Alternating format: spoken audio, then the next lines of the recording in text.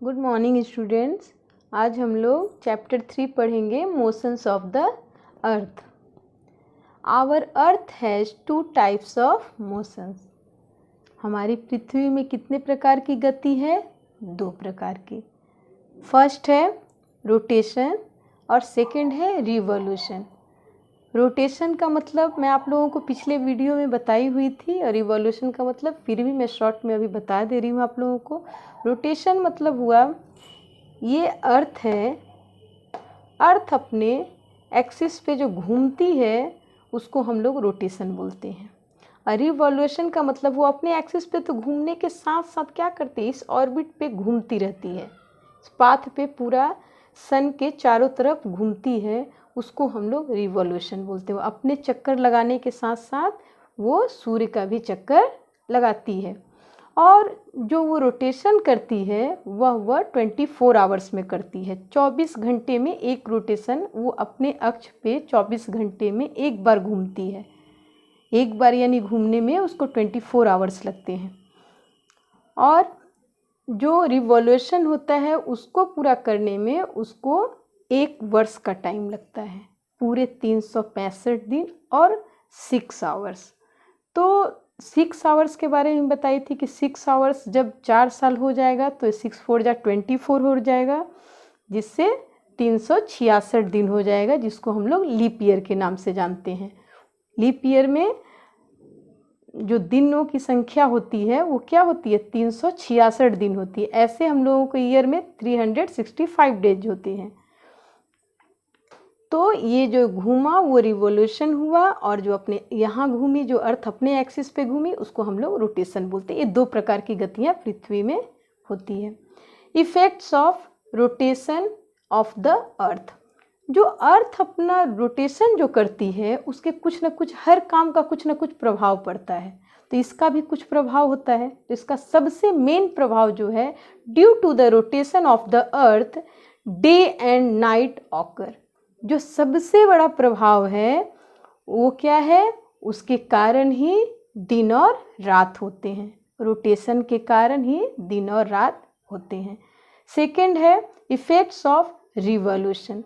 तो रोटेशन का प्रभाव पड़ा तो रिवॉल्यूशन का भी कुछ ना कुछ इफेक्ट होगा। तो इसका इफेक्ट जो पड़ता है, the change in the seasons is of the major effect of the earth revolution. तो जो मौसम का बदलना होता है वो सबसे बड़ा इफेक्ट है रिवॉल्यूशन का। रिवॉल्यूशन के कारण ही जो मौसम है वो बदलते हैं। इसके बाद हम लोग पढ़ेंगे एफेलियन एंड पेरिहेलियन। एफेलियन, एफेलियन का मतलब क्या होता है? एफेलियन का मतलब होता है सूर्य से सबसे ज़्यादा दूरी। यानी जिस दिन सूर्य से पृथ्वी जो है सबसे ज़्यादा दूरी पर जिस दिन रहती है उस दिन उसको हम लोग एफेलियन बोलते हैं। और पेरिहेलियन का मतलब होता है जब वो सबसे करीब रहती है, वो सूर्य के जब नज़दीक रहती है उसको हम लोग पेरिहेलियन बोलते हैं। तो यहाँ देखिए, मैंने इसको पिक्चर में बताया है। ये देखिए, ये सन है, ये अर्थ है। अर्थ जिस ऑर्बिट पे घूमती है वो क्या है? वो अंडा आकार का शेप है, वो पूरा राउंड नहीं है। तो जब अर्थ पूरे अपने ऑर्बिट पे इस पे घूमती है तो घूमने के दौरान क्या होता है, एक ऐसा दिन आता है जब पृथ्वी से सूर्य की दूरी सबसे ज़्यादा होती है। वो दिन होता है 4 जुलाई।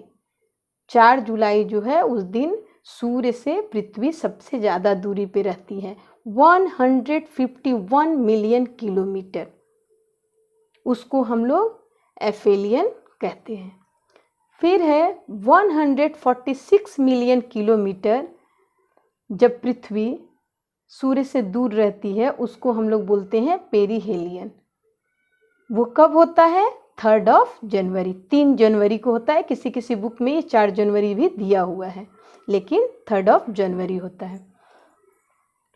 इसके बाद है द साइकिल ऑफ सीजन। मौसम के चक्र, साइकिल मतलब तो आप लोग जानते ही हैं, चक्र। तो सीजन जो होते हैं, मौसम, वो कैसे है? The earth completes one revolution around the sun in 1 year which is divided into 5 seasons। जो अर्थ है वो एक रिवॉल्यूशन एक वर्ष में पूरा करती है, तो उसको हम लोग 5 मौसम में डिवाइड किए। कौन कौन से मौसम हैं?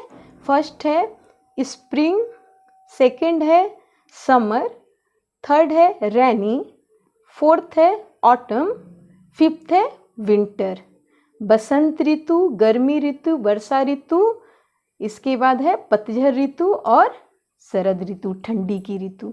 ये इस प्रकार हम लोगों ने आज रोटेशन एंड रिवॉल्यूशन के बारे में पढ़ा और aphelion and perihelion and cycle of the seasons.